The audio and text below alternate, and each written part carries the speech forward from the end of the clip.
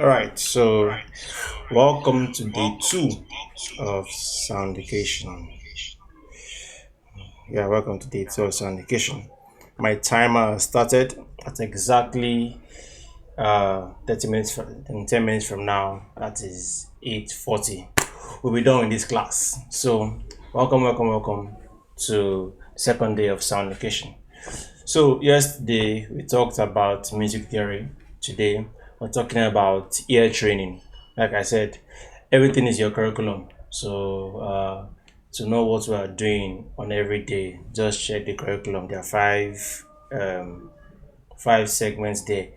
Each one is for every day of the week. Five Monday to Friday. So on Tuesdays, we focus on ear training. All right. So today we're going to be talking about something interesting. It's called pitch or perfect pitch. The most important part of being a musician or a music lover or an analyst is, like I said yesterday, these things over here, your ears. So, an important thing or skill you have to learn is how to identify sounds or pitches. We talked about pitch yesterday. If you have been following, you should have heard what that is yesterday. So, if you don't know, go and check yesterday's class. So, we talked about pitch yesterday. So, today in ear training, we're going to be talking about the two major ways people can identify pitches and which one most likely you have. All right. So, quick recap. Yesterday we said that notes or sounds can be very high, like that one, this one over there, right? Or can be very low. There we go.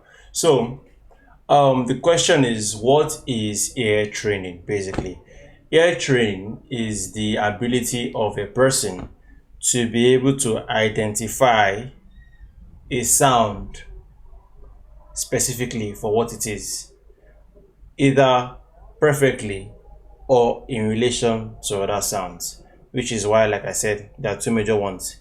The first one is called perfect pitch. Perfect pitch is basically you hear any note. I can do a okay. Fine, let me do a small experiment. I'll play a note here. As I've played this note now, there are some people that know exactly what this note is in terms of is it an A, C, B, like that. They can name the note exactly. People that can do that have perfect pitch. They are literally perfect in it, they know it. While people like us, because I'm there to have what we call relative pitch, in the sense that if I play one note like this and I play on that note, I can probably guess how far that note is from the other one. Let me give you a live example now. If I play this note, right, I'm hearing this note.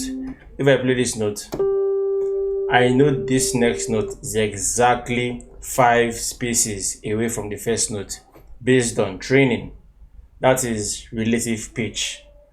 But people that have perfect pitch, they just know exactly what this note is just as I played it. So the reason why most of us don't have perfect pitch is because we're not musical from birth.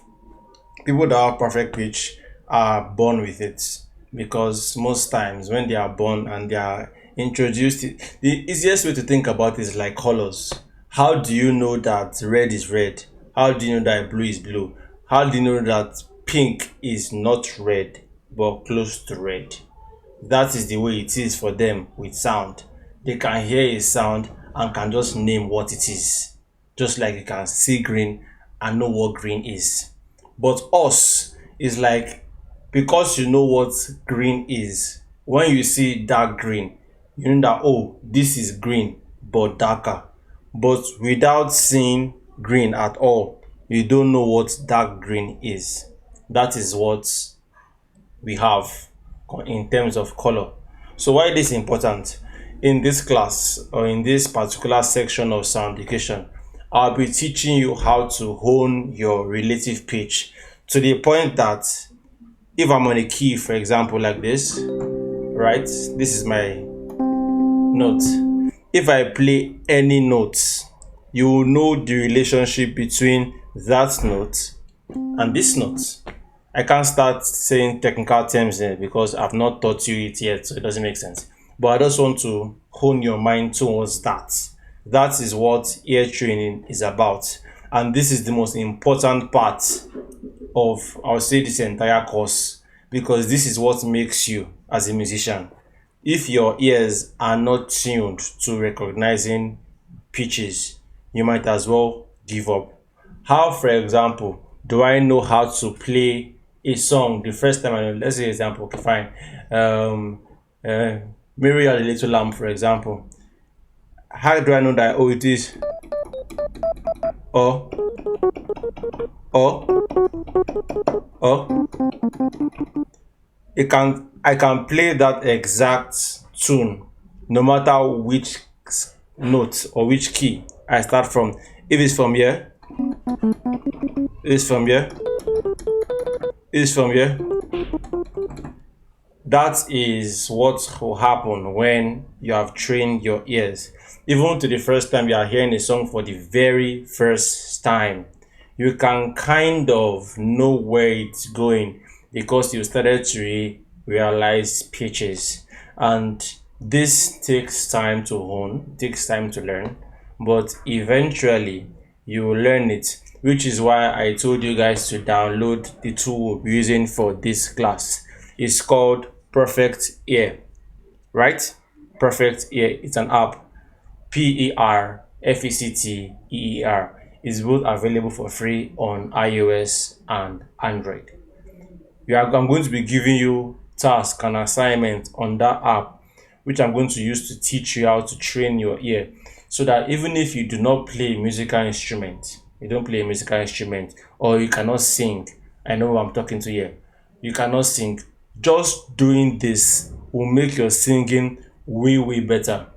The reason why you can sing, this person I'm talking to, is the reason why you think you cannot sing sometimes is because when you are singing, you cannot really recognize what you are singing or how it should sound like.